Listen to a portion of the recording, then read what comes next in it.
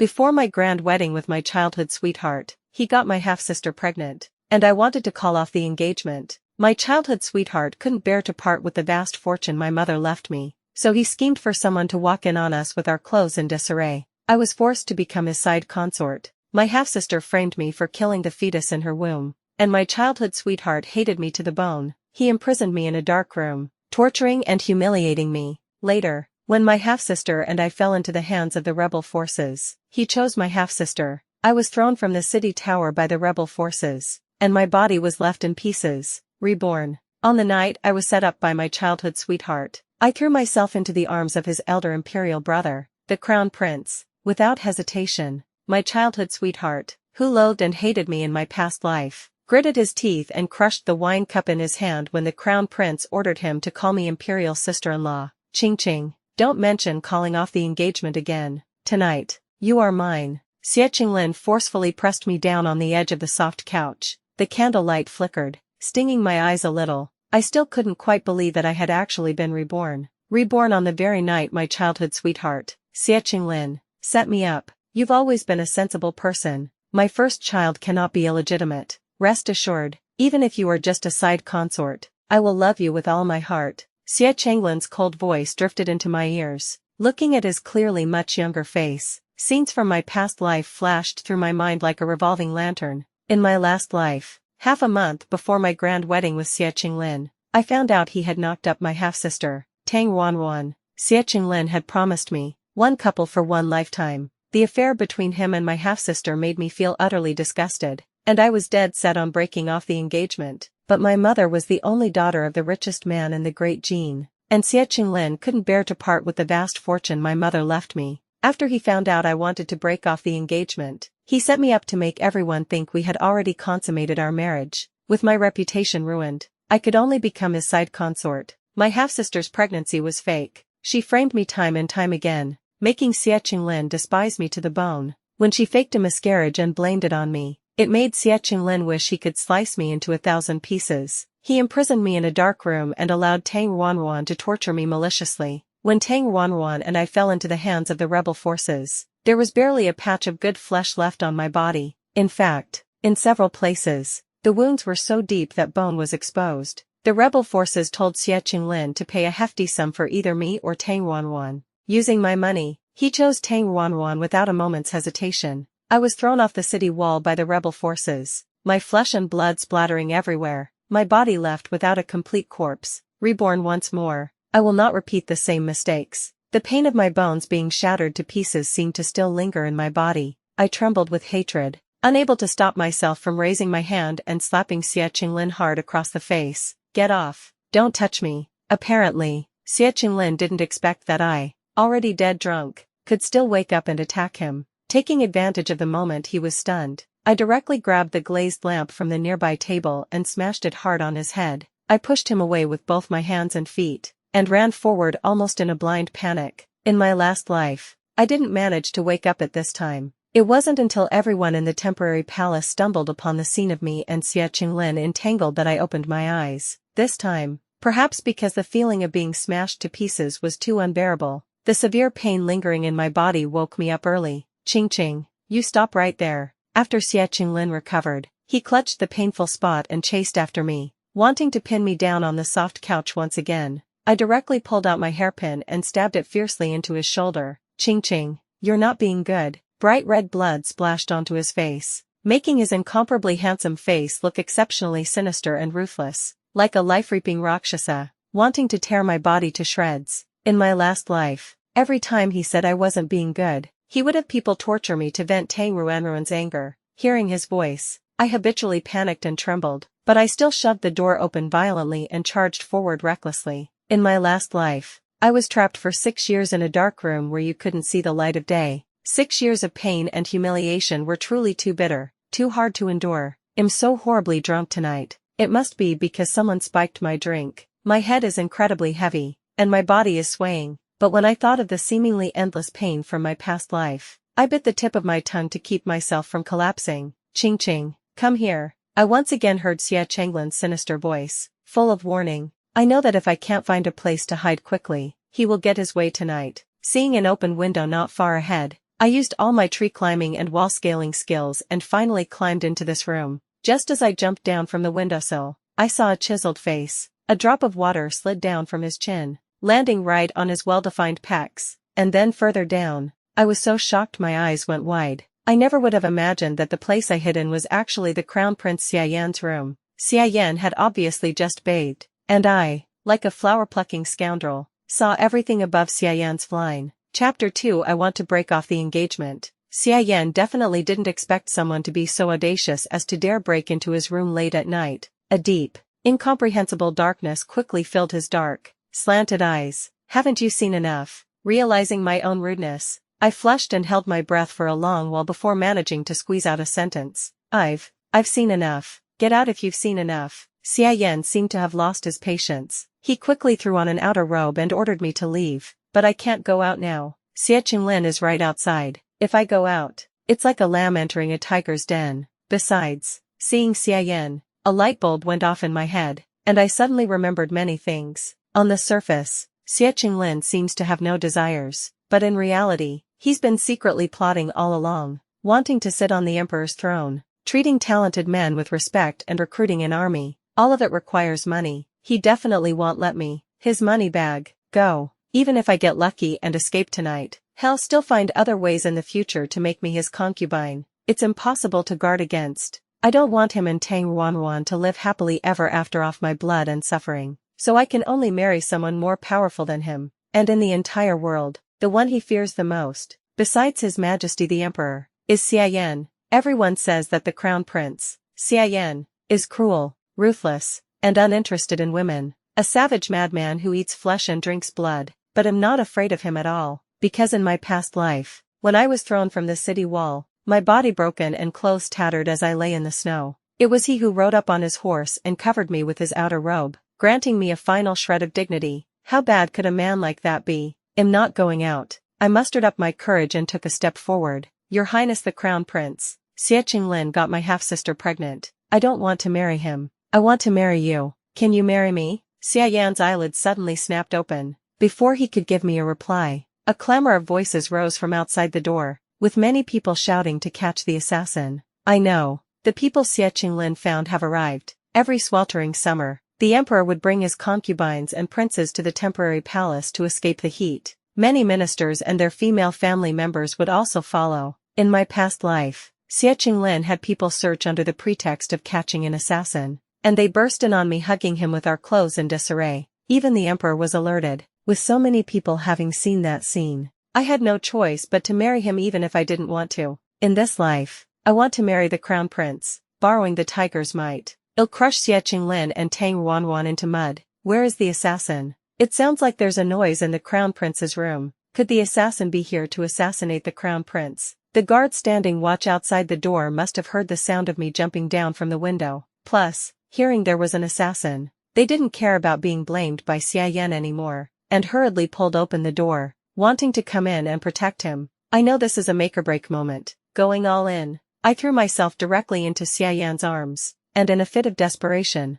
I held his peerlessly handsome face and kissed it hard. I put on lip rouge tonight, and when my lips pressed down like that, a vivid red mark was instantly left on his cold, fair cheek. Hearing that the assassin might be in Xian's room, the emperor also became frantic. Yener, are you hurt? Xian wasn't physically hurt, but he might be emotionally scarred, because he, who has always detested women, was not only forcefully hugged by me but also forcefully kissed by me. When the scene of me and Xian embracing became clear, a dead silence fell over the place. The emperor looked at the red mark on Xian's cheek, and it was a good while before he found his voice. Yener, this is... When he saw my face clearly, the brilliant and ambitious founding emperor was even more stunned, as if he had been struck by lightning. He pointed at me, his expression changing rapidly. Ching, aren't you about to marry the third prince? How could you be with Yener? I knelt directly before the emperor. His Majesty the Emperor, my younger half-sister is already pregnant with the third prince's child. I am willing to withdraw from the engagement to let them be together.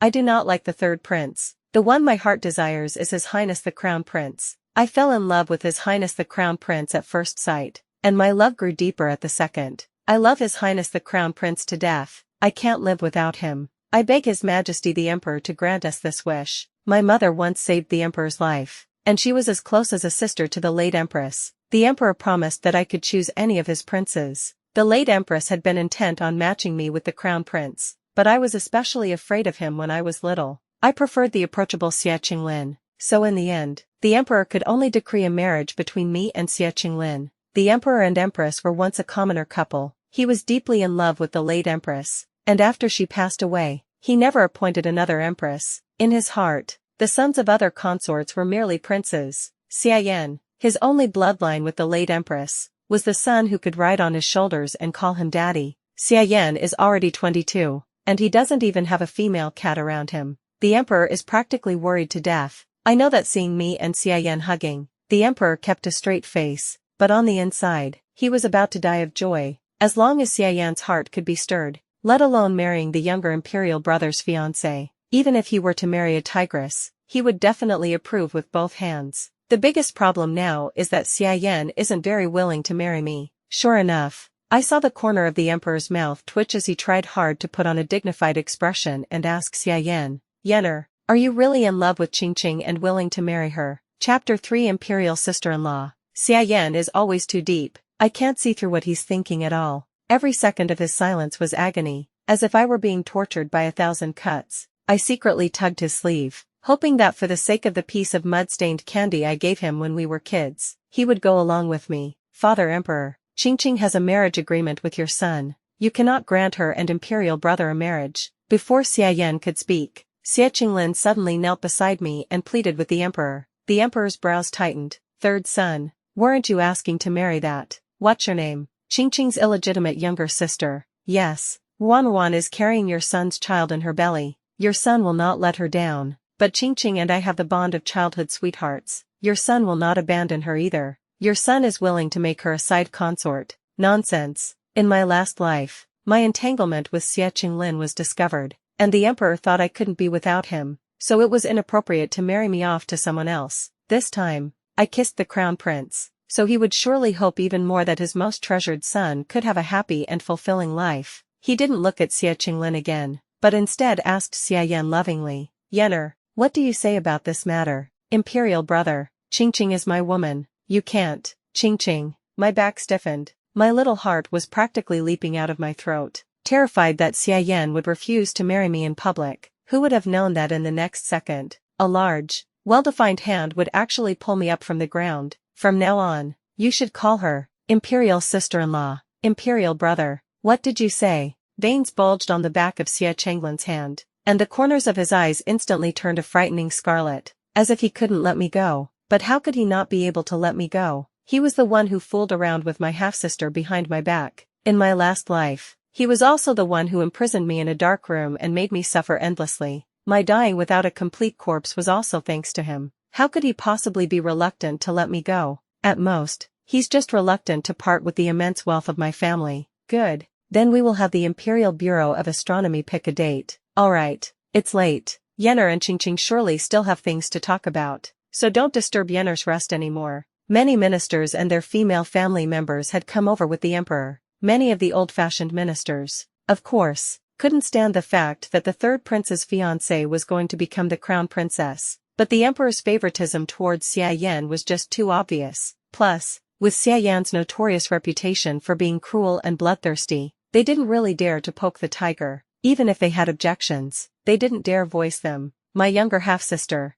Tang Wan, also came over. Growing up, her favorite thing to do was to snatch things from me. I was engaged to Xie Qinglin, and she used every trick in the book to finally snatch him away. Now that she saw I was about to become the crown princess, she was practically dying of anger. Her hand, pressed against her still flat abdomen, was tensed up almost like a chicken's claw. I shot her a defiant glance. What's there to be angry about? This is just the beginning. The things that'll really make her angry are yet to come. The emperor had spoken, so of course, no one dared to linger around here any longer. It said the assassin has been caught and committed suicide by swallowing poison on the spot. Soon, in the huge room, only Xian and I were left. Almost as soon as the guard thoughtfully shut the door, Xian flung my hand away with a cold face. "Don't touch me so casually in the future, and stay far away from me." He always carried a biting chill and a murderous aura. Everyone in the world said the crown prince was Yama reincarnated, that with a flick of his little finger, He could make millions of corpses pile up in the mortal realm. I used to be afraid of him too, but now, I find the ice-cold crown prince to be exceptionally cute, because he won't hurt me, no matter who hurts me. He could never possibly hurt me. I didn't listen to him. Instead, I fearlessly stood on my tiptoes. I won't touch you. I'll only kiss you. Chapter 4 Madman. Saying that, like a flower-plucking scoundrel, I gave him a peck on the corner of his lips. I don't know if it was out of shyness or anger, but the base of his ears instantly turned red. Having lived 2 lifetimes, this was the first time I'd been so forward, and honestly, I was also extremely mortified inside. Brother Crown Prince, I'll be waiting for you to come marry me. After throwing that line out, I clutched my chest, which was pounding like a war drum, and ran away. Tonight, I changed the nightmare of my past life. My heart was filled with joy, and after returning to my room, I quickly fell into a deep sleep. I actually dreamed about some things that happened after I died in my previous life. In my past life,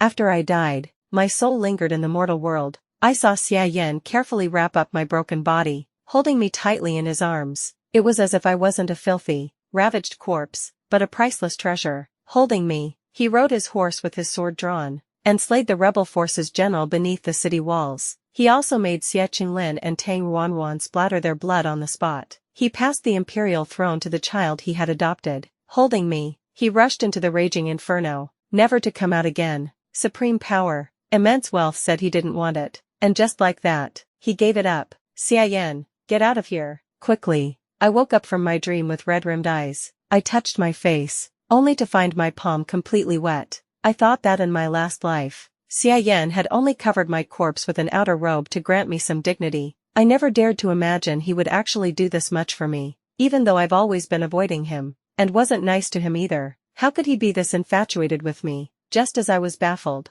the tightly shut window suddenly opened, and a dark figure rushed at me like a wolf, pinning me down hard by the shoulders. I subconsciously tried to scream for help, but someone clamped a hand tightly over my mouth and nose. Xianxia. A creepy sickness swirled in Xianxia's bone-chilling eyes, just like a trapped beast on a cliff's edge, wanting to drag everyone down to hell with him. He stared at my face without blinking, and his voice was so piercingly cold it made my scalp tingle. Usually, in front of others, Xianxia always presented himself as a graceful gentleman. I had only ever seen this twisted and crazed side of him in my last life, in that dark room where no sunlight ever reached. Meeting his eyes, which seemed steeped in blood, an extremely terrifying thought instantly surfaced in my mind. Sure enough, the next second, I heard him say, "Ching, I remember everything. You clearly like me so much, yet you were dead set on marrying my imperial brother. You remembered long ago, didn't you? You are my secondary consort. How dare you think about another man?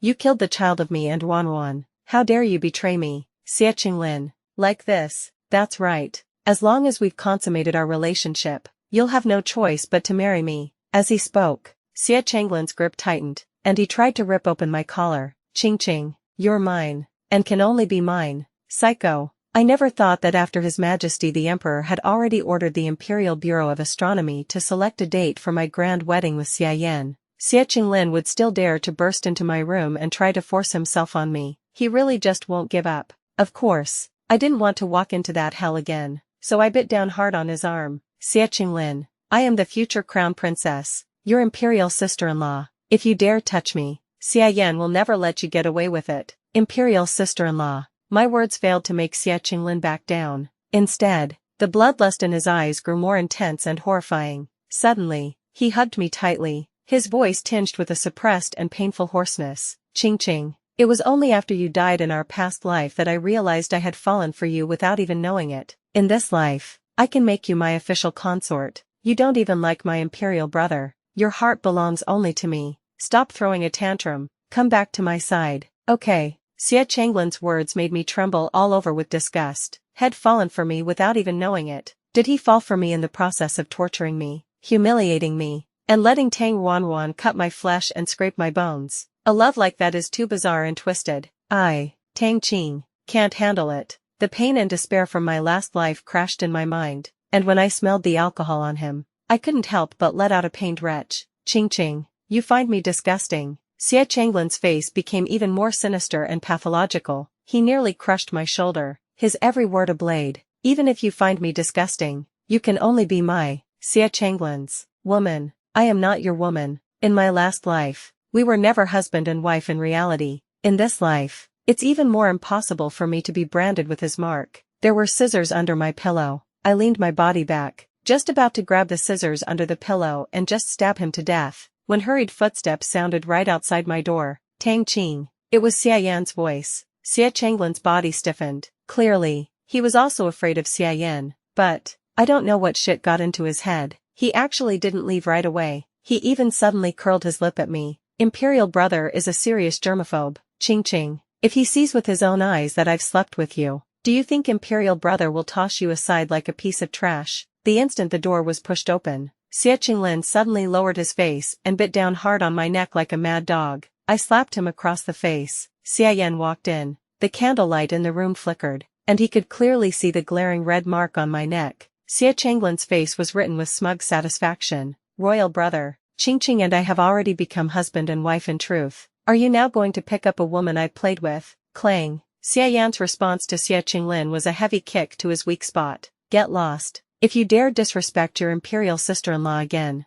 I will kill you. Xia Chenglin's eyes were filled with unwillingness and resentment. It's just that Xiayan had kicked him there so hard, he couldn't even straighten his back for a moment. It was truly undignified, and he left with a sullen face. Brother Crown Prince, I have not had the substance of a married couple with the third prince. To close the distance between me and Xiayan, I called him like I did when we were little. He's just a mad dog, biting my neck for no reason. If you hadn't saved me, Brother Crown Prince, I would have definitely stabbed him with a pair of scissors. I took out the scissors from under my pillow to show Xiayan my sincere feelings for him. In my heart, there is only Brother Crown Prince. In this life, I will marry no one but Brother Crown Prince. Originally, I said this just because I didn't want Xiayan to break off the engagement, but thinking of the image of him resolutely walking into the sea of fire in my dream, I couldn't help but feel a little sad, and my voice couldn't help but carry a bit more genuine emotion. He didn't speak right away, as if he wanted to see through my soul. He stared at me for a long time before asking in a deep voice, "Didn't you like Xia Qinglin the most when you were little? You really will marry no one but me." Chapter 5 Heartbeat. Who said I like Xia Qinglin? I only like Brother Crown Prince. A vicious hostility surged in Xiayan's phoenix eyes. The coldness pouring out of him invisibly put a distance of thousands of miles between us. Obviously, he didn't believe what I said. I also felt that the bullshit I was spouting was hard for anyone to believe. After all, ever since I was a child, I'd been like I was possessed, always liking to revolve around Xia Qinglin. When I was little, Xia Qinglin liked to play pitiful, and I thought Xiayan was bullying him, so for his sake, I audaciously got into a fight with Xiayan. Xiayan and I were never close to begin with, and after that incident, we practically cut off all contact for life. Words are really too shallow. Since I couldn't coax him, I can only prove it with my actions. I scooted forward, fearlessly wrapped my arms around Xiayan's neck, and gave him a hard kiss. His handsome face, which was so good-looking it was aggressive, instantly turned ashen, but the base of his ears flushed a suspicious red. After his body stiffened for a moment, he suddenly pushed me away. Tang Qing, who permitted you to kiss me? His expression grew colder, and the murderous aura in his phoenix eyes seemed to want to turn this mortal world into a hellish sea of blood, making one shudder. But after having witnessed his deep affection for me in my past life, no matter how fierce he acted, there was no way I would be afraid of him. I blinked my eyes innocently. I like you, Crown Prince. Why can't I kiss you, Crown Prince? Does this mean I can't kiss you anymore in the future, Crown Prince? If you don't like me kissing you, Crown Prince, I can hold back in the future. The cold and sharp gaze that Xiayan fixed on me grew even more scrutinizing. I know, he wants to see clearly if I'm messing with him. In my past life, just a few days after I became Xia Chenglin's concubine, I was trapped by him in a dark room. Except for the moment right before I died, I never saw Xiayan again. Obviously, Xiayan had already fallen for me long before I married Xia Qinglin. When he rushed into the blazing fire holding me, I had already stopped breathing and could no longer feel the slightest bit of pain.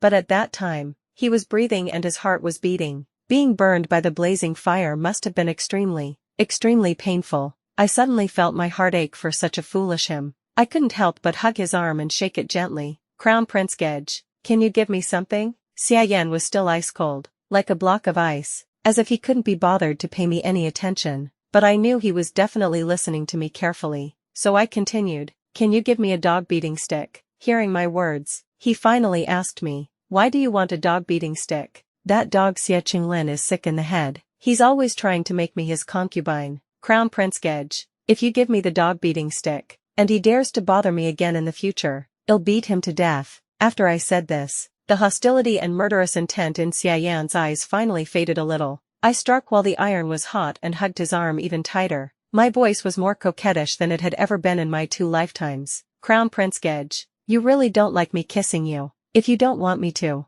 then in the future, I really..." Suddenly, a heavy weight sank down hard on my body, but on my lips, there was a heart-pounding softness. I opened my eyes wide in disbelief, never expecting that Xiayan's lips would actually be pressed against mine. He was probably also startled by his own boldness. His body stiffened slightly for a moment. I hugged him tightly and took the initiative to press my lips tightly against his. His alluring Adam's apple bobbed violently, and the force increased once more, as if he wanted to bite me to pieces. Having been reborn, my courage is much greater than in my previous life, but it was the first time someone had bitten my lips so crazily, and I was still a little at a loss, and I liked it. Rest early. After kissing me until I could barely breathe, Xiayan also realized he had lost control, perhaps afraid he would scare me. He forced himself away from my lips, turned around, and strode away quickly. The high and mighty crown prince, who strikes terror into the hearts of countless people, for the first time had the air of someone fleeing in panic. I couldn't stop laughing under the covers until I was curled up like a silkworm pupa. Xiayan is even cuter than I imagined. This is so great. Xiayan and I are no longer 2 charred skeletons. In this life, the 2 of us will have a very, very long time, and a very, very happy future. For the next few days, Xie Qinglin kept getting major and minor injuries and didn't dare to come bother me again. I knew it must have been Xiayan who had taught him a lesson again. Looking at the injuries on Xie Qinglin's face, Tang Ruanruan was so heartbroken she kept wiping her tears. Yet she was also secretly making eyes at Xiayan. Too bad. Unlike Xie Qinglin, whom she could bewitch just by acting a little weak and throwing herself into his arms, Xiayan didn't even spare her a single extra glance. I could pretty much guess what Tang Ruanruan was thinking. She loved snatching my things the most. Back when I was engaged to Xie Qinglin, she was jealous and wanted to snatch my position as the 3rd prince's consort. Now that I'm the crown princess personally appointed by His Majesty, she's jealous again that I get to have the more outstanding Xiayan. My wedding with Xiayan is set for the beginning of the 10th month. After returning to the capital, the Ministry of Rites began preparing for my and Xiayan's grand wedding. My mother only has me, her precious daughter, so I plan to take all the wealth she left me into the crown prince's residence, not leaving a single coin for the Tang family. Just like in my past life, not long after returning to the capital, my father had someone summon me to the main hall to ask me to add to Tang Ruanruan's dowry. Ching. Ruanruan's dowry is still short by several dozen loads. She's going to be a prince's consort, and if her dowry is too small, our Tang family will be ridiculed. The madam left you so much money. Can you add some to Ruanruan's dowry? I was directly amused by the words of Tang Ruanruan's birth mother, Zhou Yan. I met her gaze mockingly. You also know that the money I have was all left to me by my mother. So, what does my money have to do with Tang Ruanruan? You want my money, in your dreams. Tang Qing, my dad, Tang Jun, dotes on Zhou Yan the most. Seeing that I didn't show her a shred of respect, he got so angry he slammed the table. Your little mother is an elder.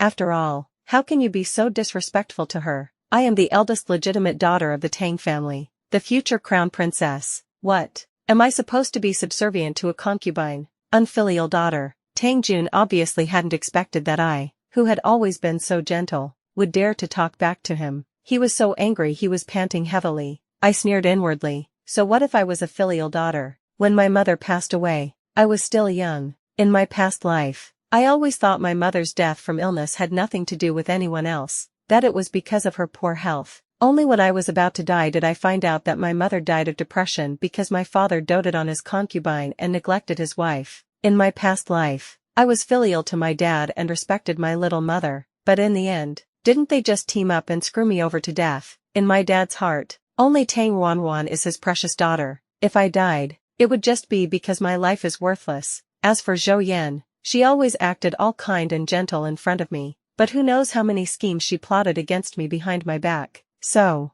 in this life, I'd rather be an unfilial daughter. My lord, it doesn't matter if I'm wronged. I'm just worried that if Ruanruan's dowry is too small, she'll be ridiculed by others. Zhou Yan lowered her eyes. looking on the verge of tears, the very picture of being wronged. My dad had always doted on her, and sure enough, seeing her cry until her shoulders trembled, he wished he could just slap me to death. He slammed the table in front of him hard again. Apologize to your little mother. You must add 80 loads to Ruanruan's dowry. Otherwise, you'll go to the woodshed and properly reflect. Chapter 6. A coquettish pout. I didn't speak right away, just stared at Tang Jun with a cold smile. In my past life, after Tang Ruanruan and Xie Qinglin got together, I also had a big fight with Tang Jun. I refused to add to Tang Ruanruan's dowry. To force me to compromise, Tang Jun had me locked in the woodshed. He also forbade the servants from coming near, didn't let anyone bring me a blanket, and even forbade anyone from bringing me food or water. My loyal maid, Qiu Ping, brought me things, and after being discovered, she almost had her legs broken. I starved for 2 days. My throat was so dry it felt like it was smoking, and my mind was a muddled mess. They then threatened me with Qiu Ping's life, so I could only compromise in the end. Tang Ruanruan had a grand wedding, and a small sedan chair sent a disheveled me through the side door into Xie Qinglin's princely manor. Since I've been reborn, I won't let this group of disgusting trash get their way. What are you smiling about? Tang Jun was unnerved by my smile and couldn't help but take a small step back. My smile became even colder and more sarcastic. I'm smiling because you have a death wish, locking the future crown princess in the woodshed. You're quite something, Daddy. Tang Jun must have thought of Xie Yan's infamous reputation for being brutal, ruthless, and bloodthirsty. His well-maintained face twitched slightly, but, upon seeing Tang Ruanruan walking over with tiny, mincing steps, crying her eyes out, he started to glare and fume at me again. I'm already carrying Alan's flesh and blood. If my dowry is only 40-something loads, I'll definitely be laughed to death. When that time comes, where will Alan put his face? Daddy, where will you put your face? The child in my belly will be looked down upon by others too. Oh, so you're actually afraid of being laughed at. I glanced contemptuously at Tang Ruanruan's flat abdomen. Before, Xie Qinglin and I had a marriage agreement, so he was basically your future brother-in-law. You weren't afraid of being laughed at for climbing into your own future brother-in-law's bed, but you're afraid of being laughed at over a few less loads of dowry. You. Tang Ruanruan was so angered by me that her face twisted, and she could barely maintain her facade of purity and kindness. She gave me a hateful glare, then started hugging Tang Jun's arm and acting spoiled again. Daddy, what did I do wrong? Why does older sister always bully me and insult me? It's like as long as I'm alive, I'll be an eyesore to older sister. As long as older sister is happy, I can take the child in my belly and go die. Ruanruan, don't do anything foolish. If anything happens to you,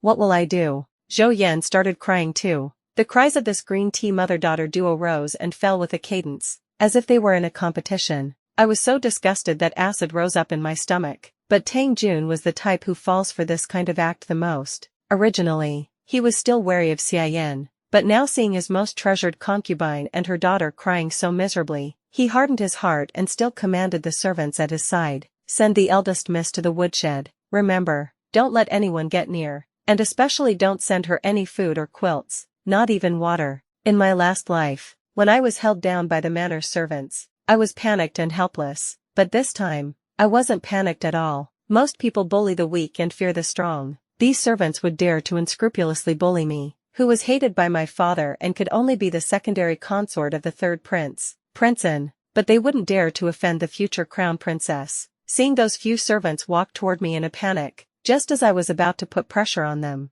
I heard a servant come to report that His Highness the Crown Prince has arrived. I subconsciously turned my head and saw Xie Yan, dressed in a black robe, walking toward the main hall with the stride of a dragon and the gait of a tiger. His face was truly stunning. Even a celestial being descended to the mortal world would be no more than this. It's just that the murderous aura on him was too heavy, so few people dared to look closely at his handsome face, which was like a fine sculpture, and instead couldn't help but bow their heads to him in submission. When my father saw him, his face couldn't help but turn pale, and he hurriedly bowed to him in salute. Tang Ruanruan kept sending him flirtatious glances, and seeing she didn't kneel, Zhou Yan, who was scared witless by the cold aura from Xie Yan, hurriedly pulled her down to her knees. Brother Crown Prince, what are you doing here? I gave him a sweet smile, and then, like a cheerful little bird, I pounced into his arms. He furrowed his brows slightly, probably thinking I wasn't being demure enough. However, after I hugged him for a moment, his brows gradually smoothed out, and his gloomy phoenix eyes seemed as if ice and snow were melting. He unnaturally placed a short rod made of black iron into my hand. "Here, I brought you the dog-beating stick." I was so shocked. I didn't expect him to remember what I said offhandedly, and he even personally brought the dog-beating stick to me. I wanted to kiss him again, but it wasn't appropriate to kiss him in front of so many people, so I still tried my best to remain demure, thinking that now was the perfect time for me to borrow his power to intimidate others. I pouted and blinked hard, my tears looking like they were about to fall. "Brother Crown Prince, I feel so awful. What happened?" Seeing me sniffling and sobbing, Xian, who had always been cold and heartless, was for once thrown into disarray. He coaxed me, almost at a loss. "Who bullied you?" "Woo." Tang Jun and the others had obviously also guessed that I was going to complain to Xian. His face turned even paler, but because Xian was right there, he didn't dare to threaten me and could only keep shooting me looks. I arrogantly rolled my eyes at him, with a flamboyant look of being spoiled and proud, which made him so angry he couldn't catch his breath and almost kicked the bucket. I felt even happier inside, my acting skills becoming even more impeccable. It was father, my stepmother, and my half-sister. They want to steal my dowry and make me give it all to my half-sister. I disagreed. I am rich, but my money is to be spent on my big brother Crown Prince, not on that White Lotus half-sister. I told them that, but they forbade me from spending money on you, big brother Crown Prince, and even wanted to lock me in the woodshed, not allowing anyone to bring me a blanket, let alone water or food. They wanted to starve me to death, so that you, big brother Crown Prince, couldn't marry your crown princess. Is that so? I nodded like a pecking chicken. It's as real as can be. If you had come any later, your crown princess would have been starved to death. Xian's handsome face instantly turned as gloomy as if it were covered in a layer of thick ink. His gaze was like a blood-stained sharp blade, stabbing straight at Tang Jun, who was kneeling on the ground. "You even dare to bully my crown princess, Minister Tang. Do you think you have lived too long?" This humble servant. Seeing Xian caress the sword at his side, Tang Jun's body suddenly staggered, and he almost fell flat on the ground.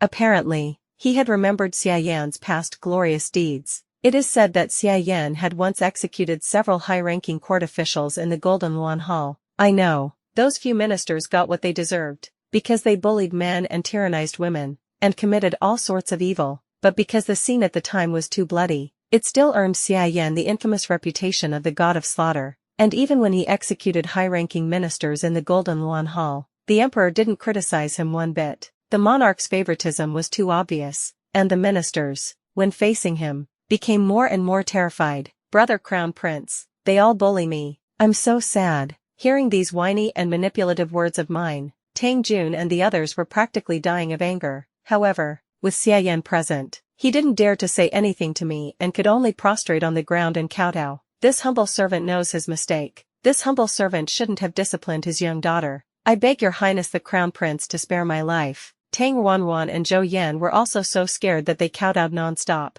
terrified that Xian would really make them spill their blood on the spot. But Xian didn't even bother to look at them. Instead, he gently squeezed my hand. "Tang Qing, since I have given you a dog-beating stick, you don't have to hold back when you want to beat a dog." Chapter 7 Coaxing him. Tang Jun, Zhou Yan, and Tang Ruanruan's faces turned pale and then green with anger. Obviously, they couldn't stand being degraded into dogs. I just love seeing them look so repressed, daring to be angry but not daring to speak. I brandished the dog-beating stick in my hand, basking in the borrowed glory, then gathered all my strength and viciously struck Tang Jun with the stick. This dark iron was of such good quality that with one strike, fine beads of sweat instantly broke out on Tang Jun's forehead from the pain. This world has always emphasized the order between elders and juniors, and the importance of filial piety, but I, Tang Qing, have never believed that blind filial piety is worth advocating. He relied on my mother's immense fortune to rise smoothly through the ranks, yet he despised her for being a merchant's daughter.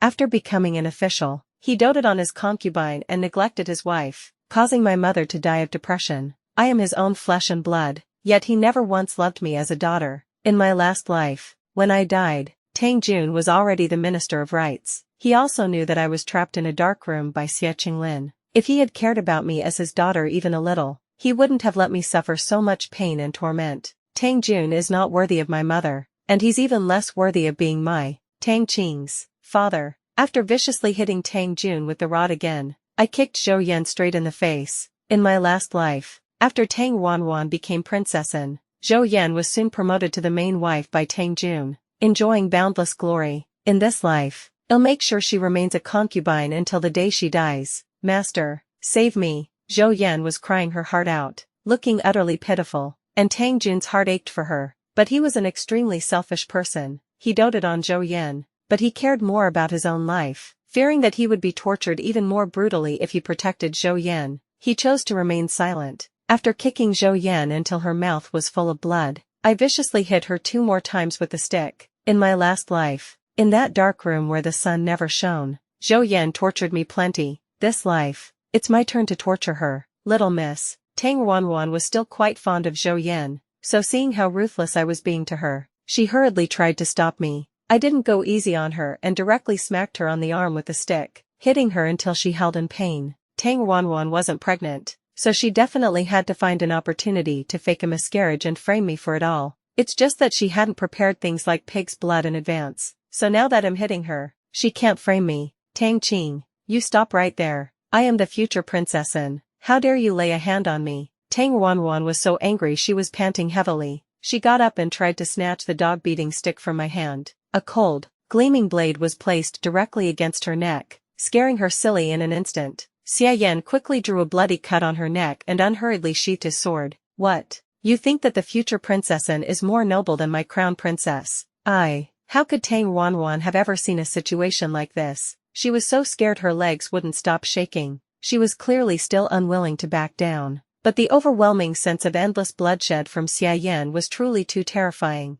She was afraid of dying, so she had to suppress her unwillingness. She could only close her eyes in humiliation, begging incessantly, "Spare me, Crown Prince Gidge, spare me, Gidge." Xia Yan smiled, but his smile didn't reach his eyes, making him look even more cold and cruel, enough to make one's scalp tingle. How come I didn't know I had a sister as ugly as you? These words from Xia Yan really didn't leave Tang Ruanruan any face at all, stinging her so much that her lips seemed to be covered in frost. Trembling in humiliation, I still haven't been on a date with Xia Yan. I couldn't be bothered to deal with those 3 toads anymore, so I hugged his arm with a beaming smile. Crown Prince Gidge, can you go on a date with me today? The base of Xia Yan's ears turned red again. He probably didn't expect a well-bred young lady like me to always flirt with him so directly. Maybe he quite likes being flirted with by me. He awkwardly turned his face to the side, but he didn't refuse. After warning the Tang family again, he took me to his villa on Wuwang Mountain. I guess Tang Jun probably won't dare to make me add to Tang Ruanruan's dowry again,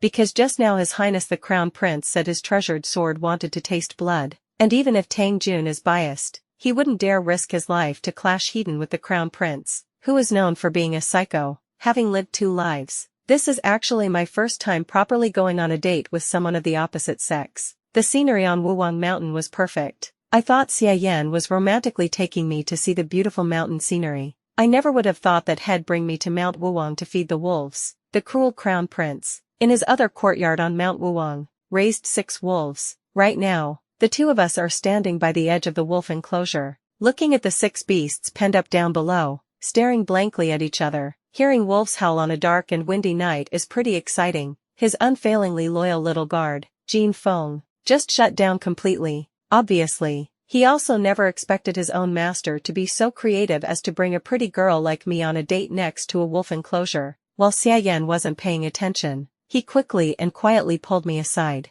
"Miss Tang, please don't misunderstand. Our Highness is really not a pervert." Jin Feng, afraid that I would be scared by the creative Crown Prince, continued. "The people His Highness kills are all people who deserve to die. He's not as cruel as the rumors say. He may raise a few wolves, but he's really not like the rumors say, devouring raw meat and drinking blood, and even eating children. I admit, my Highness doesn't know how to please a girl, but he is truly sincere towards you. Miss Tang, you really can't think of my Highness as a pervert." Seeing how afraid Jin Feng was that I would think of Xia Yan as a pervert, I felt utterly helpless. Of course I know Xia Yan isn't a pervert. After all, birds of a feather flock together. If he's a pervert, and I like him, wouldn't that make me, Tang Qing, a pervert too? I'm so pretty and cute, I don't want to be called a pervert. I repeatedly assured Jin Feng I wouldn't abandon His Highness, and only then did he finally let out a small sigh of relief. But after Xia Yan came over, he followed behind us, still looking as anxious as if he were constipated. Obviously, he was annoyed that his own heroic crown prince was so clueless about romance. I also think Xiaoyan is pretty clueless about romance. He asked me out, so at the very least he should give me some kisses, hugs,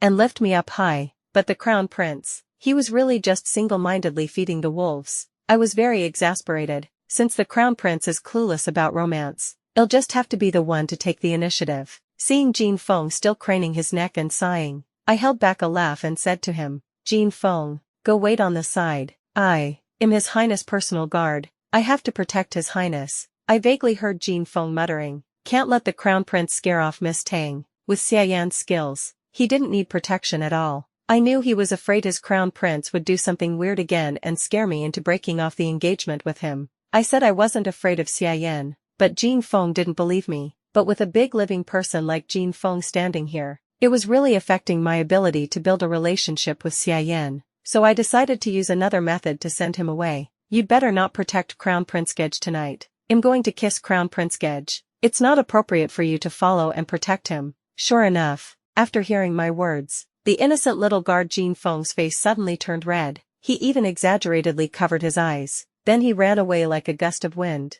completely leaving the space to me and Xiaoyan. Xiaoyan finally finished feeding the wolf. After he cleaned his hands, flames danced in his pitch-black phoenix eyes. What did you just say? What do you want to do to us? Tang Qing, what is your brain thinking about all day? Chapter 8, Frame Up. Crown Prince Gege, you don't like me kissing you. I put on a pitiful look, pouting aggrievedly. If Crown Prince Gege doesn't like it, then forget it. I want kiss. Woo. My lips were sealed shut by him. The temperature of his body was so scorching, like scalding magma, wanting to melt my body. Everyone in the world knows that the high and mighty Crown Prince is not fond of women, and is cruel and ruthless. I once thought he had some problem, that he wasn't interested in women, but I never expected that every time he kisses me, it's as if he wants to swallow me whole, as if he's afraid I'll leave him and wants to be inseparable from me. I like the way he is when he's passionate. I couldn't help but hug him tighter, offering myself up proactively, becoming intimately entangled with him under the night sky.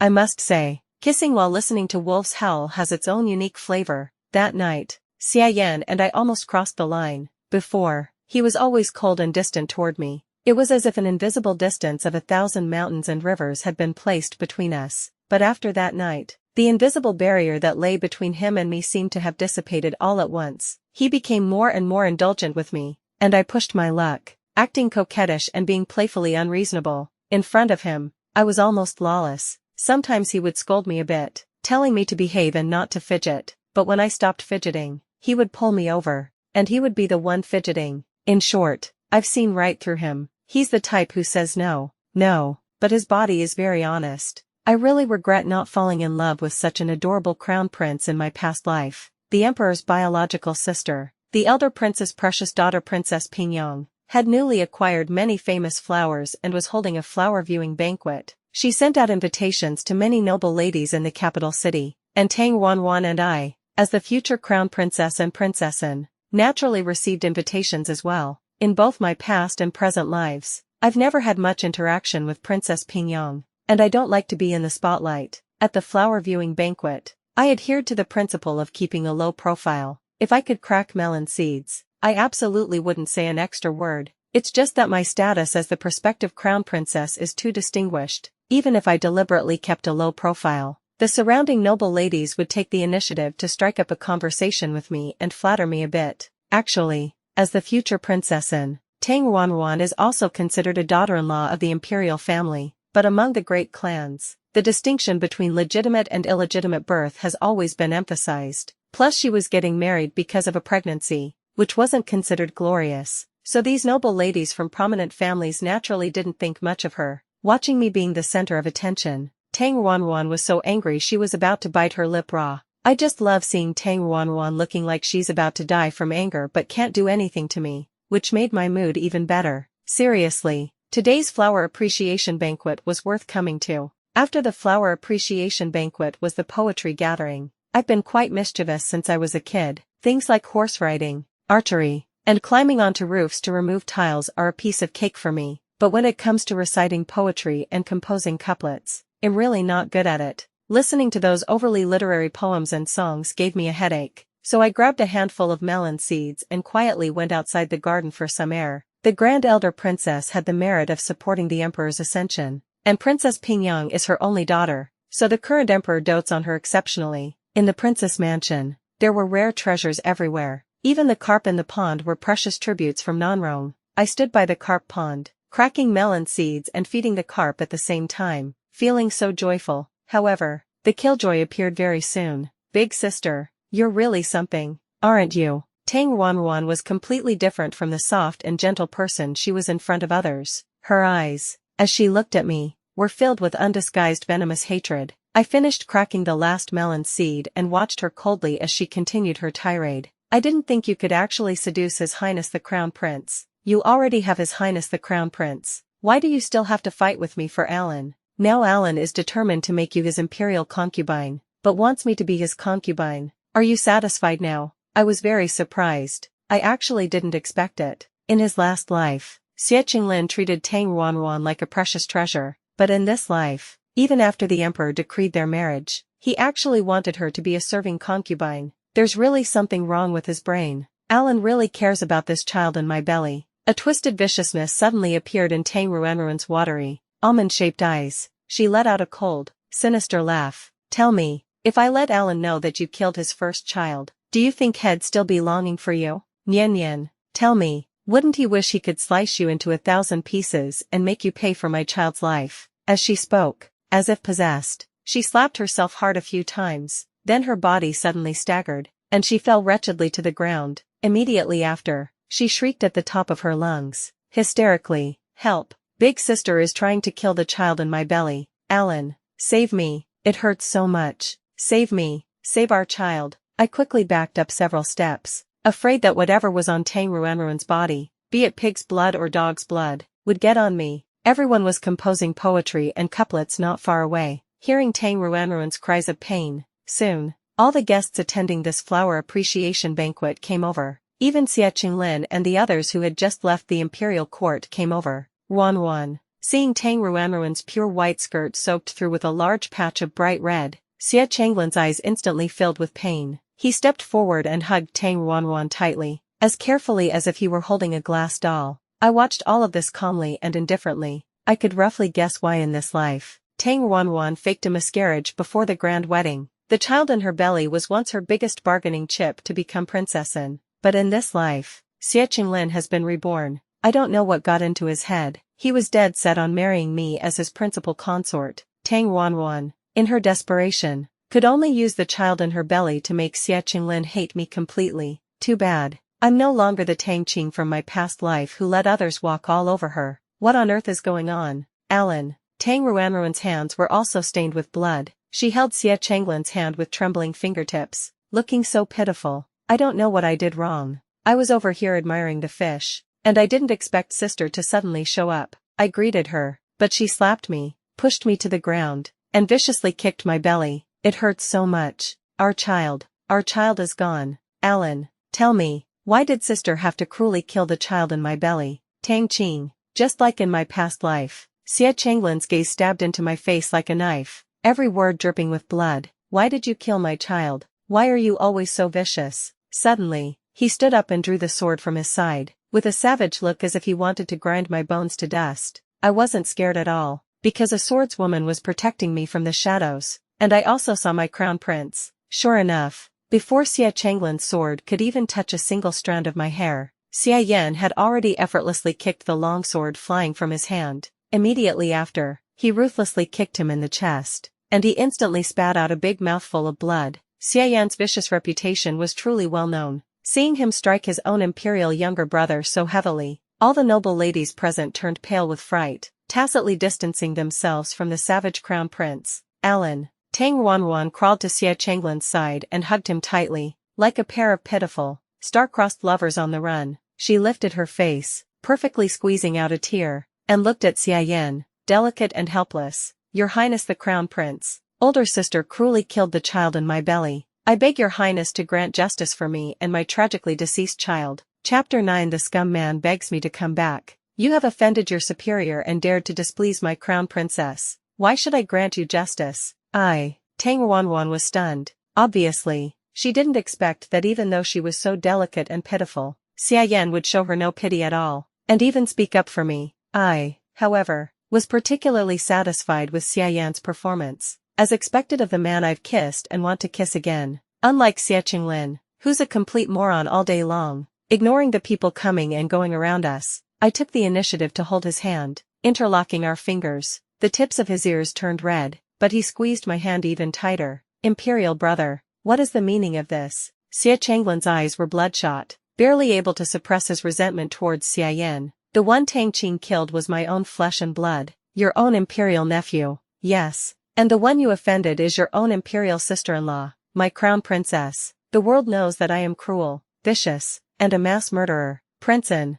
you can try and continue to anger me. The veins on the back of Xiaqinglin's hand bulged with hatred. In my past life, while Xiayan was away leading troops on an expedition, he used my vast fortune to win over dignitaries and recruit advisors, and had a period of extraordinary glory. And since he had always been arrogant and competitive, he certainly couldn't stand Xiayan embarrassing him in public. However, he was also the most fearful of the temperamental Xiayan, afraid that he would really make him bleed on the spot. So he was furious but dared not speak. Xiayan didn't look at him again, but lowered his eyes and said to me in a gentle voice, "The imperial physician you asked for has arrived." Tang Ruanruan's face changed drastically. Obviously, she didn't expect that I would actually have Xiaqinglin bring the imperial physician over. Soon, the imperial physicians had already arrived. Several imperial physicians took turns checking Tang Ruanruan's pulse, and all came to the same conclusion. She wasn't pregnant at all. Naturally, there was no such thing as a miscarriage. Unsure if it was out of hatred or fear, Tang Ruanruan trembled all over. Her body shook violently for a good while before she found her voice again. "Sister,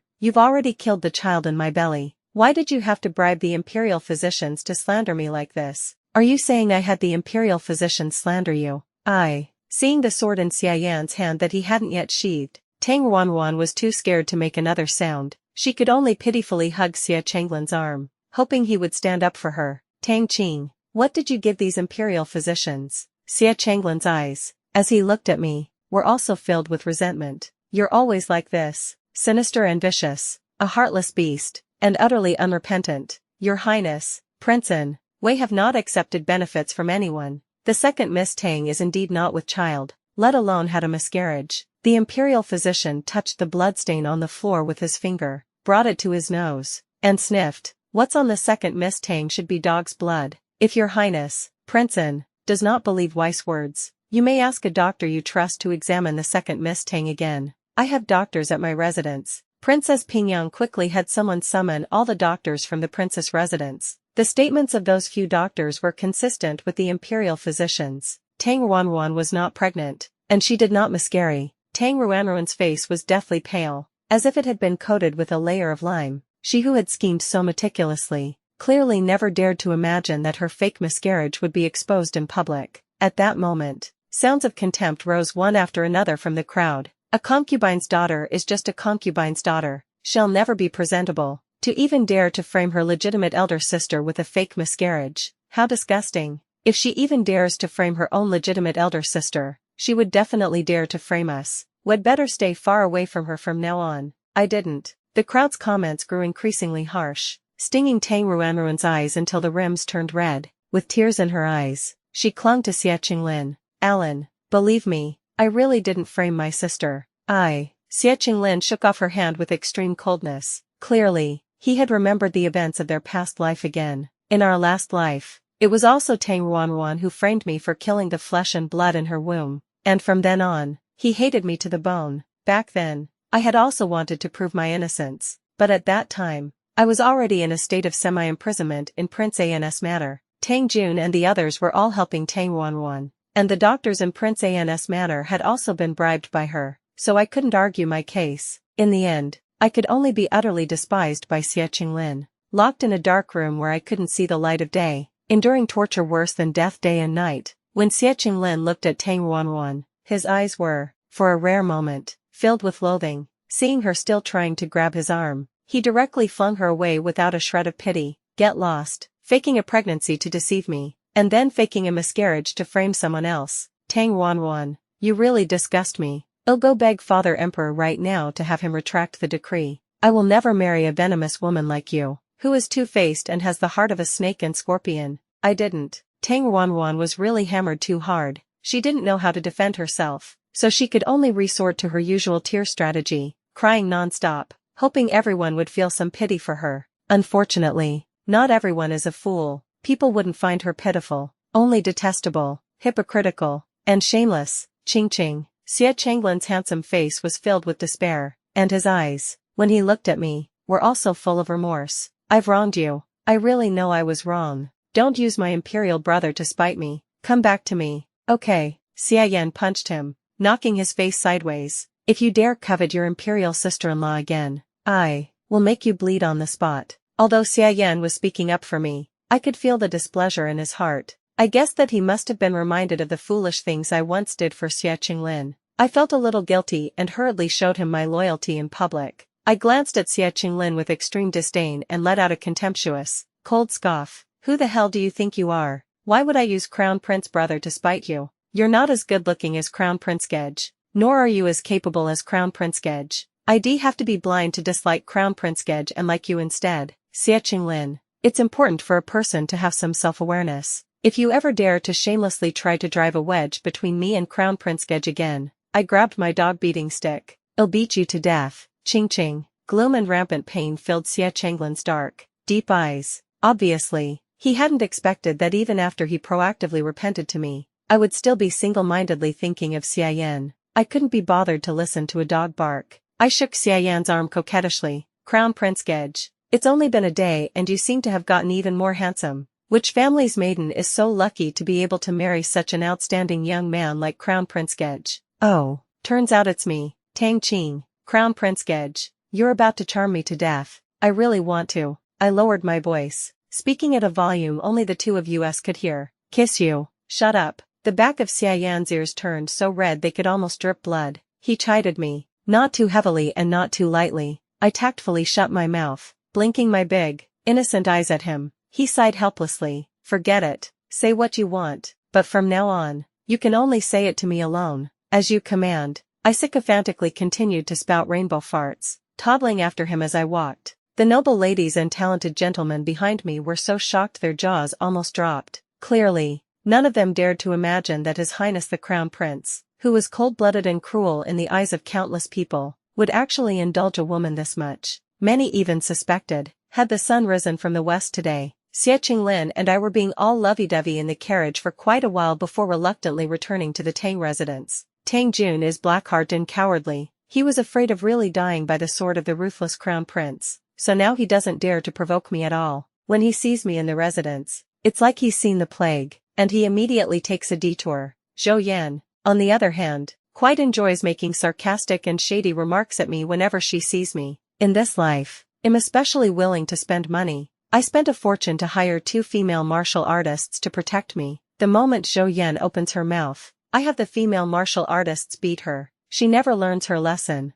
always insisting on acting up a few times to provoke me. Later, I directly had someone shove her head into a cesspit, and only then did she quiet down for a few days. I'm actually a bit curious, after she ate shit, when she kisses Tang Jun again, will he find her stinky? It's just that this kind of question is not very polite to ask, so I held back and didn't go ask Tang Jun. The moonlight tonight is especially beautiful. I didn't let the female martial artists follow me, and sat alone in the pavilion admiring the moon. Unexpectedly, just as I picked up a piece of dessert, Xie Qinglin suddenly appeared and fiercely pinned me against a nearby stone pillar. Chapter 10 Absurd. Ching. I went to beg Father Emperor to take back his decree. I will not marry Tang Ruanruan anymore. I really regret it. You're the only one in my heart. You should also go beg Father Emperor to call off the engagement. Can we start over? Okay. The reason I liked Xie Qinglin so much back then was because he had a face that was as gentle and warm as jade, like the warm spring breeze in March. Just looking at him,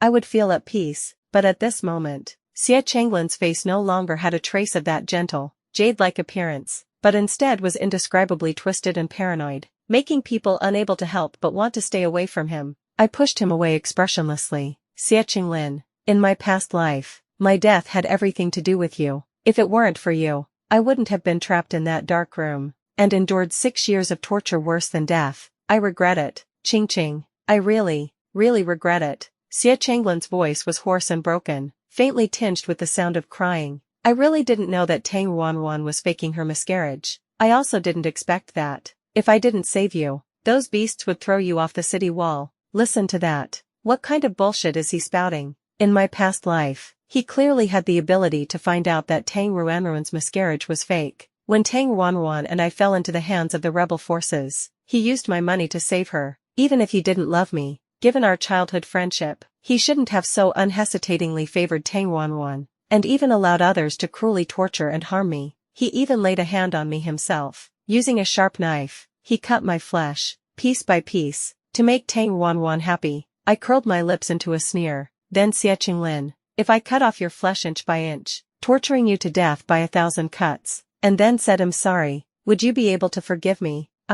You can't, I continued. You would only hate me to the bone, and wish you could make me suffer 1,000, 10,000 times the pain. So, after killing me, you still want me to forgive you? A person like you is simply more disgusting than shit. Ching ching. Xianxia obviously didn't expect me to use such vulgar words to belittle him, and he couldn't help but roar out. Realizing his voice was too loud, he softened his tone again. After you died in our past life, I was also killed by my imperial brother. We can be considered even. We've known each other for so many years and used to be so close. Let's be together from now on. Okay, Ching Ching, I really can't lose you. You being killed by the crown prince was what you deserved. How can that be considered even? For 6 years, you and Tang Ruanruan tortured me for 6 whole years. You made my body grow maggots, made me less than human, living a life worse than death every single day. On what grounds can you say we're even? I only want you and Tang Ruanruan to die a horrible death and never be reincarnated. Ching Ching, don't hate me. I really can't lose you. Xianxia suddenly hugged me tightly again. That's right. Bear me a child. As long as you get pregnant with my child, Father Emperor will definitely betroth you to me. Ching Ching, tonight I will make you pregnant with my child. As he spoke, Xianxia tried to pull open my collar. However, just as his hand landed on my collar, his body suddenly trembled. Then he collapsed to the ground, motionless. I slowly withdrew the silver needle in my hand, clapped my hands, and the 2 female warriors I had hired for a hefty sum appeared before me. This silver needle, coated with a substance, was a gift from the female warriors for self-defense. What can I say? I really gave them too much. The 2 female warriors wished they could give me all the treasures they owned. I deliberately didn't let the female warriors follow me tonight because I guessed that Xianxia would come for me. I played along with his plan. To let him have a grand showing, I ordered the female warriors to strip off Xianxia's clothes, and then used the paint I bought for a hefty sum, which won't fade for at least a month, to write and draw on his face and body. After all this was done, I had the 2 female warriors dump him on the busiest street in the capital city. It's deep into the night now, so there's no one on the street, but there will be people tomorrow morning, and by that time, Xianxia definitely won't be able to wake up yet. Letting him be stark naked in the autumn wind for a night, and then be gawked at by the commoners and officials of the capital city for his fresh and unconventional appearance in the morning. How interesting. In my past life, I died a miserable death, full of pain and despair. In this life, not only will I make Xianxia and Tang Ruanruan's bodies suffer a pain worse than death, but I will also make their minds, which have always cared so much about face, suffer from public trauma. I am, after all, the future crown princess. I still have to maintain the dignity of a crown princess. I definitely can't squeeze into the crowd to see the ugly side of a stark naked man. As a crown princess who cares about her dignity, I know not to look at what is improper. So, I didn't go to the street to enjoy the sight of Xianxia,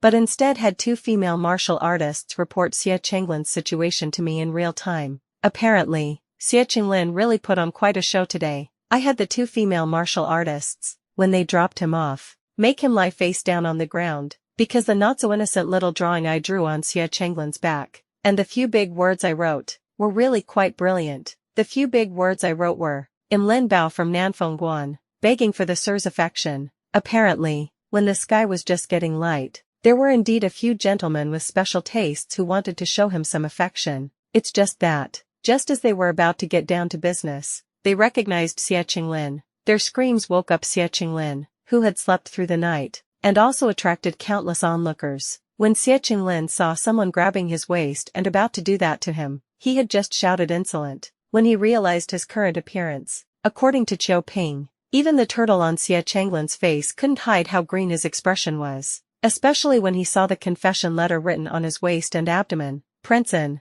who had always been known for his gentleness, turned into a crazed, wild beast. I wrote the confession letter. Even after a night, I still clearly remember every single word in the confession letter. The gist of it was, it wasn't Tang Ruanruan's fault for faking a miscarriage. The main culprit was him, because he was no good in bed and couldn't give Tang Ruanruan any pleasure. She was so distressed that she thought she was pregnant. The crowd of onlookers all believed it. Not only did they believe Xie Qinglin was no good in bed, they also believed something was wrong with his brain. After all, throughout all the dynasties, which prince would claim to be one of those Unawats from the Nanfeng Pavilion, and even ask the gentleman to dote on him? Moreover, that street was the path the ministers had to take to get to the imperial court. I suspected that Xie Qinglin would be impeached to death today by those ministers who work hard to maintain social customs and good order. Sure enough, the swordswomen I sent out to gather news brought back good news in the afternoon. In the imperial court today, the ministers vied to submit memorials, saying that Xie Qinglin was a disgrace and was corrupting social values,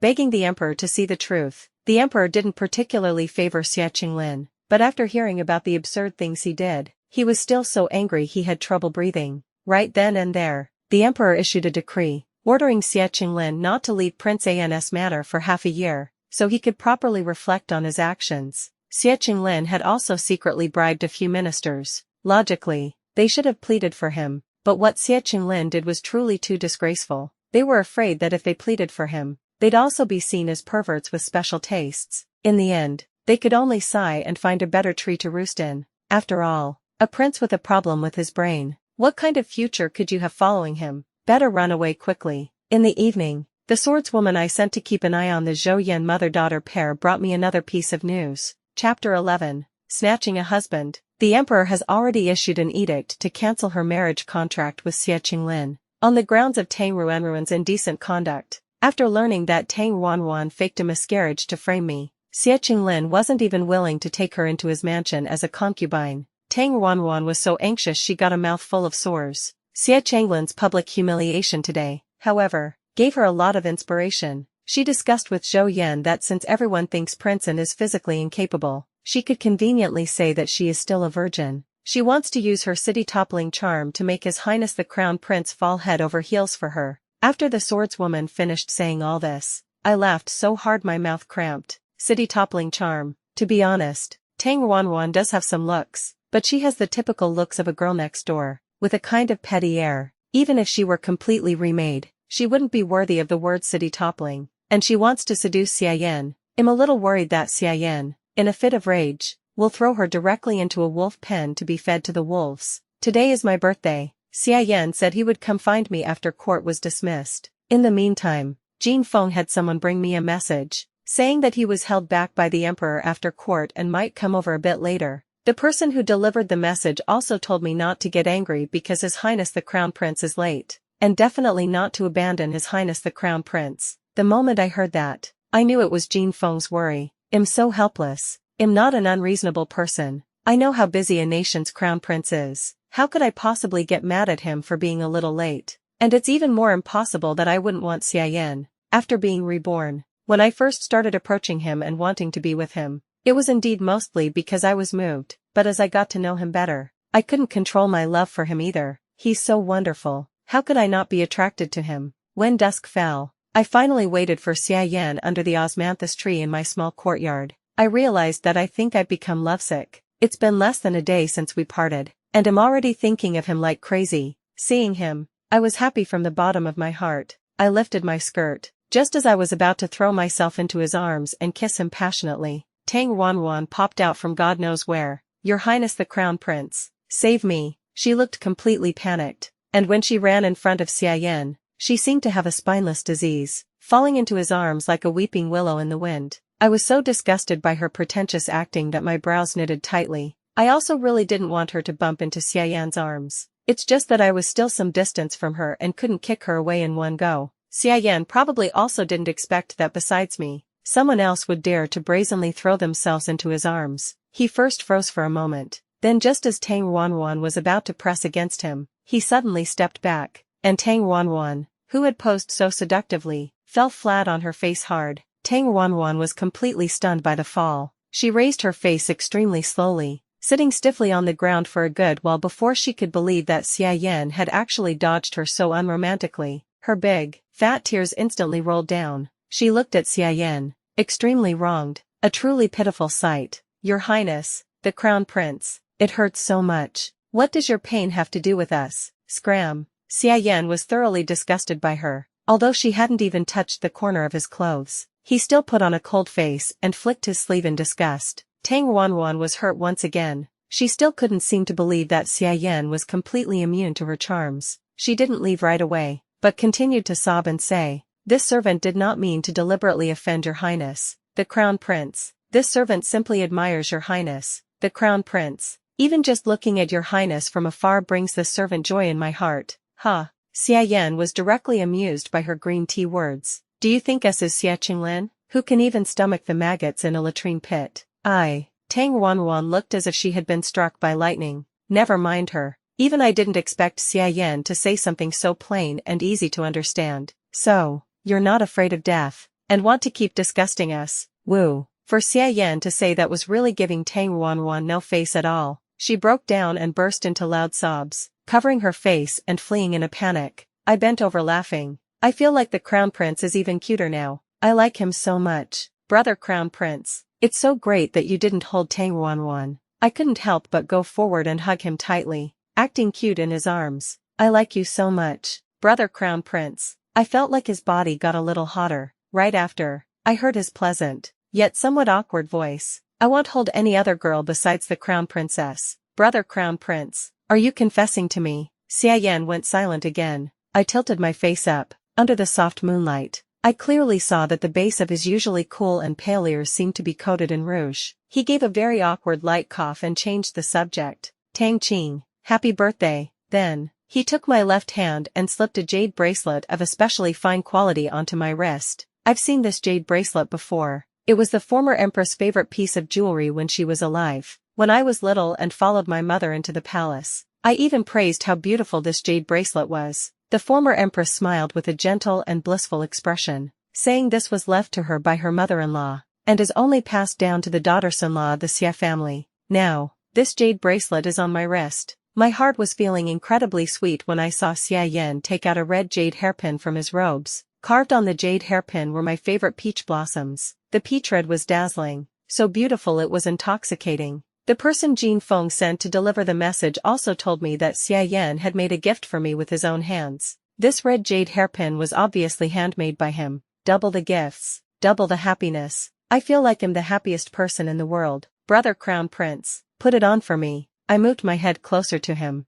pestering him to put the hairpin on for me. He didn't refuse, carefully pinning the hairpin into my long hair, so solemnly as if he was making a lifelong promise to me. "Brother Crown Prince, you like me, right?" I pushed Xiaoyan against a nearby tree trunk, waiting for his answer with a smile as radiant as a flower. He turned his face to the side, obviously not wanting to speak. I don't like forcing people to do things, but at this moment, I really wanted to hear him say he liked me, so I still leaned close to his lips and gave him a bite. "If you don't like me, I really won't kiss you anymore." "I do." His voice was terribly hoarse, and terribly alluring, as if he had woven a web for me with threads of love, luring me deeper in. "Very much." "Then when did you start liking me?" "In my past life." The moment he held my corpse and rushed into the sea of fire without a second thought. I wanted to ask this question. It's just that, at that time, I was a drifting soul and couldn't communicate with him at all. After he rushed into the sea of fire, my soul came to this life. A long time ago.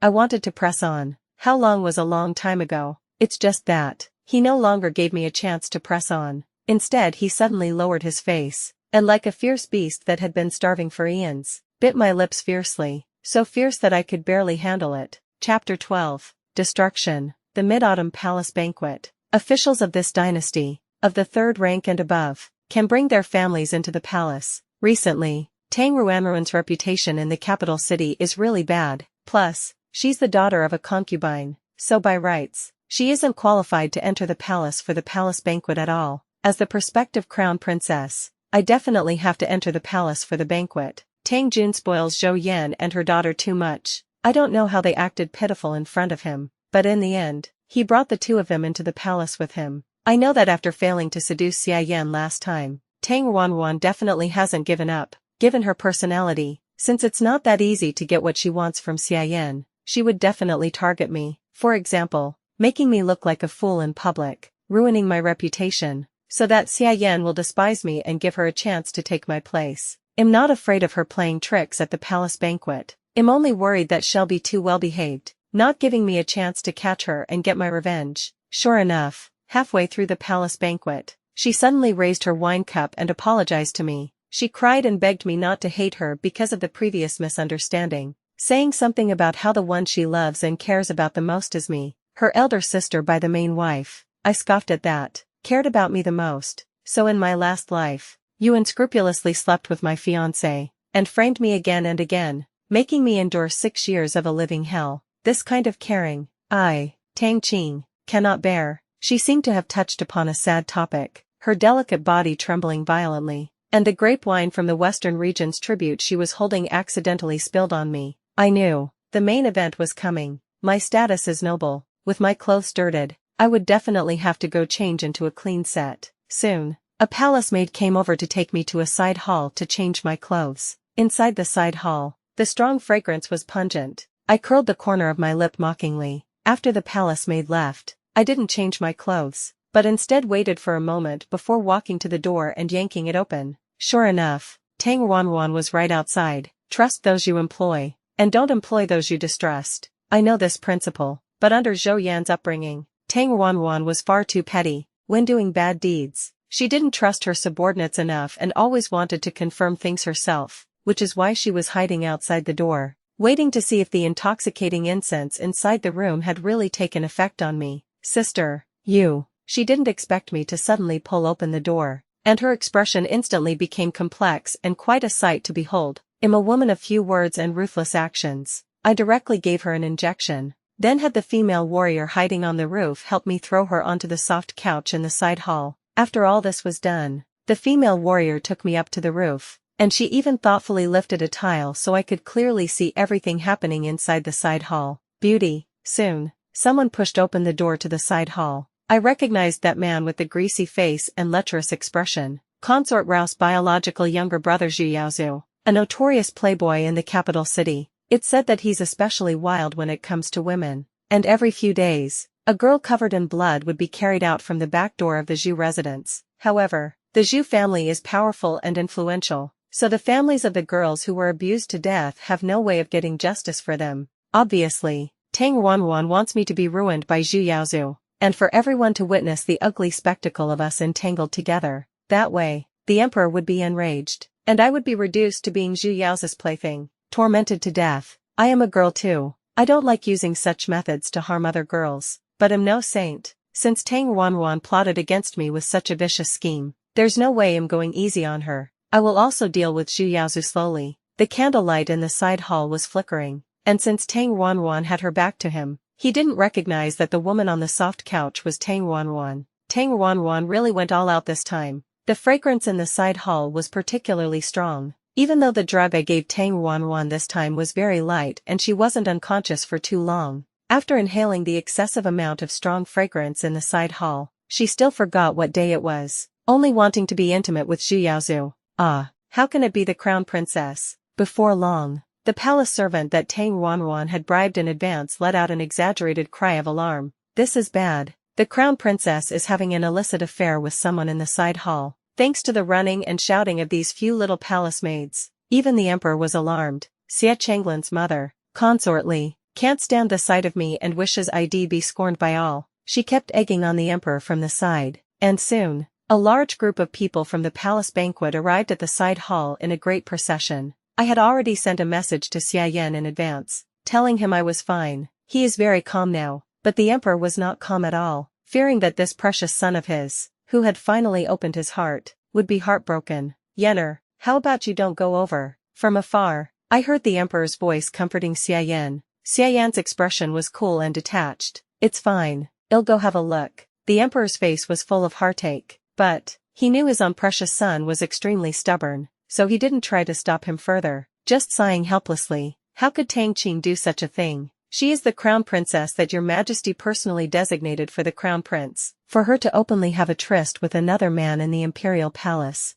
Where does that leave the crown prince's dignity? And where does that leave your majesty's dignity? Consort Li was afraid the emperor wouldn't punish me severely, so she kept fanning the flames. A fickle and promiscuous woman. That Tang Qing is simply shameless. The swordswoman had already brought me to the ground. As the group was about to reach the door of the side hall, I calmly walked up to them. Your ladyship, who are you calling fickle and promiscuous? Are you referring to me? I am the crown prince's fiancé, whose marriage was decreed by his majesty and who was personally chosen by brother crown prince. By openly slandering me, where does that leave brother crown prince's dignity? And where does that leave the royal family's dignity? Seeing me, Consort Li looked as if she had seen a ghost. Her eyes widened in extreme disbelief. Clearly, she couldn't believe I could get away unscathed, and she couldn't believe even more that I would actually dare to throw her own words back at her. Didn't those palace attendants just say that the prospective crown princess was in the side hall with an outside man? Yeah, I also heard them say it was the crown princess. If the woman in the side hall isn't the crown princess, then who could it be? Hearing the discussions around me, I gave a thin, cold smile and signaled a palace attendant to the side to push open the hall door in front of us. Well, no, once we take a look. I even specially had someone open the windows to air the place out. Although the incense in the side hall had already burned out, there was more or less some lingering smell inside, and it wouldn't be good for Xia Yan to inhale it. Consort Li was desperate to know who the woman on the soft couch was. Zhou Yan wanted to know even more. The two of them rushed in, one almost right after the other. When she saw clearly that the one entangled with Zhu Yaozu was Tang Ruanruan, Zhou Yan let out a scream and almost fainted. Consort Li flew into a rage. Although she looked down on Tang Ruanruan's status, in her opinion, Tang Ruanruan should be completely devoted to Xie Qinglin. Now, seeing with her own eyes that she was being intimate with another man behind Xie Qinglin's back, she wished she could just tear Tang Ruanruan to pieces. Tang Ruanruan was completely lost in the moment. Hearing Zhou Yan's hysterical screams and Consort Li's angry curses, she was suddenly jolted back to her senses. Seeing so many people in the side hall gawking at her and Zhu Yao's disgraceful state, she couldn't help but exclaim in panic. What on earth is going on?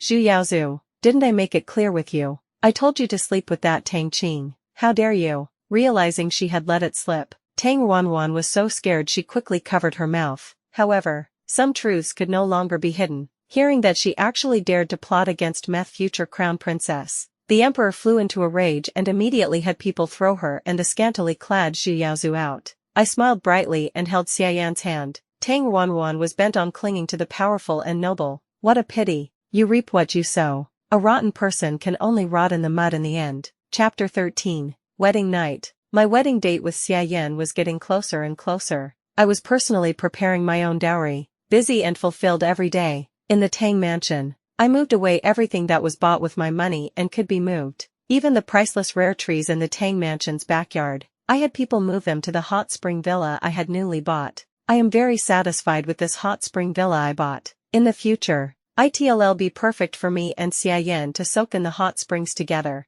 Most of the things inside the Tang mansion were bought with my mother's silver, so after I went through the account book and moved all those things out, Tang Jun and Zhou Yan's room was almost empty. Tang Jun was so angry that he almost fainted several times, but he was afraid that I would hit him with the dog-beating stick again, and even more afraid that Xia Yan would slice his head off with one strike, so he was furious but didn't dare to say a word. Zhou Yan loves money, and with so many precious treasures being forcibly moved out by me, she was on the verge of a breakdown. She would come before me every other day to seek a sense of presence. Having people slap her mouth couldn't even make her back down. Slapping her mouth all day, I even started to find it annoying. Coincidentally, one of my subordinates from outside came to report to me about the shops and unintentionally brought something up. A hired hand on one of my manners, because he caught his wife making love with another man, was beaten by his beautiful and feisty wife until he nearly stopped breathing. I hired the best doctor to treat that hired hand and helped him get a divorce from his wife.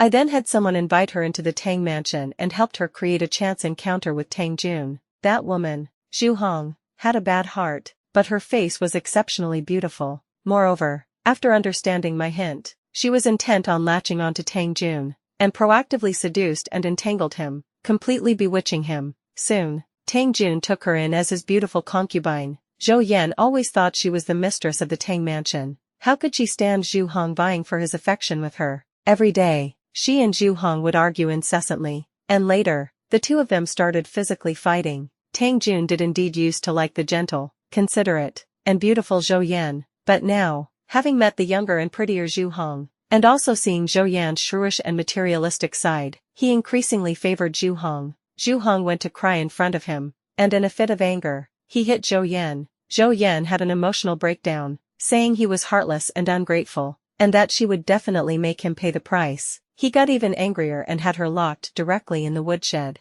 After all, Tang Jun still had some affection for her, so he frequently had servants send things to the woodshed. I intercepted them halfway every time. Now in the vast Tang mansion, everyone knows that I am the true master in this mansion. No one dares to offend me, and Zhou Yan can't even get a single sip of water. 2 days later, when she was released from the woodshed, she barely looked human. I knew she must hate Tang Jun to the core. It's just that, with Tang Ruanruan desperately trying to persuade her, she wouldn't really lose all reason and go crazy. But when Tang Ruanruan can no longer be with her, no one can stop this mad dog. The next time I saw Tang Ruanruan was the day before my wedding with Xia Yan. Tang Ruanruan, with only one breath left, was rolled back in a ragged mat and thrown outside the Tang mansion's gate. Tang Ruanruan's appearance at this moment was even more tragic than mine before I died in my previous life. There wasn't a single piece of intact flesh left on her body. Before even getting close to her, one could smell a piercing stench. The weather had already turned cool, but her body was still crawling with maggots. Her flesh had already rotted,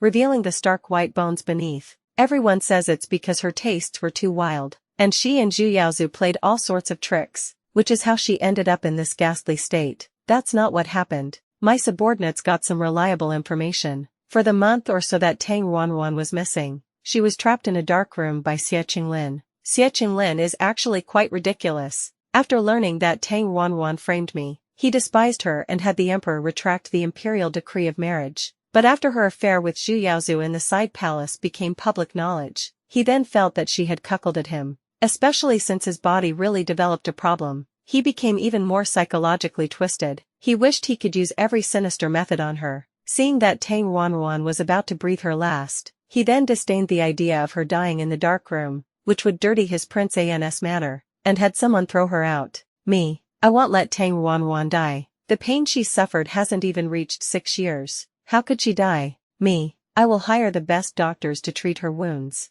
No matter what, I have to make her last another 5 or 6 years, and suffer for another 5 or 6 years. Seeing Tang Ruanruan's miserable state, Zhou Yan was overcome with grief and anger, spat out a mouthful of blood, and fainted dead away. After all, she is Tang Jun's most treasured daughter. Seeing her miserable state, he too felt a bit of heartache. However, his heartache was immediately washed away by the good news Zhu Hong told him. Zhu Hong was pregnant. He had always hoped for a son and placed great hopes on this pregnancy of Zhu Hong's, promising right in front of Zhou Yan that if this baby was a son, he would make her his official wife after she gave birth. By the time Zhou Yan woke up, I had already had someone send Tang Ruanruan to the manor outside the city. That place would from then on become Tang Ruanruan's hell. Tang Ruanruan was still barely breathing, but I told Zhou Yan that she was already dead. Zhou Yan was so heartbroken she almost went insane. Especially when Zhu Hong provoked her with her pregnancy, she flew into a towering rage, kicking Zhu Hong's stomach like a madwoman. The blood that flowed from Zhu Hong dyed her gorgeous peach-colored skirt an even deeper red.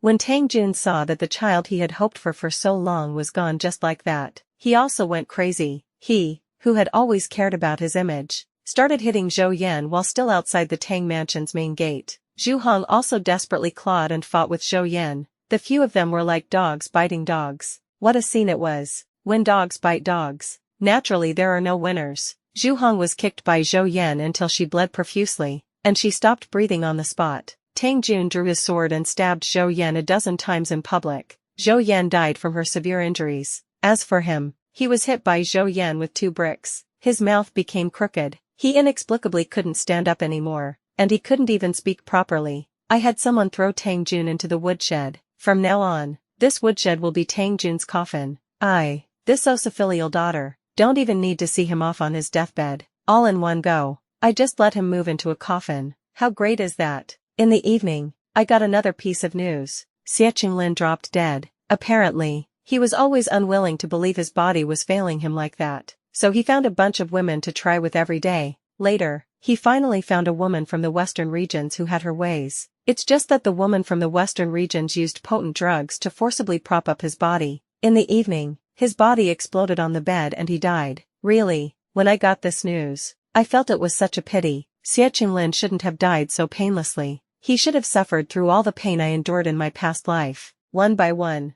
and then died miserably. But the dead can't be brought back to life, and I can't wake him up, so I can only let him off this easy. Across my past and present lives, the people I hate most meeting misfortune one after another is the best wedding gift I've ever received. My grand wedding with Xianxia was held as scheduled, with a tenly dowry procession and flickering red candles. I finally became his bride. On our wedding night, he pushed me down on the bed, over and over again, and the happiest time for him and me has only just begun.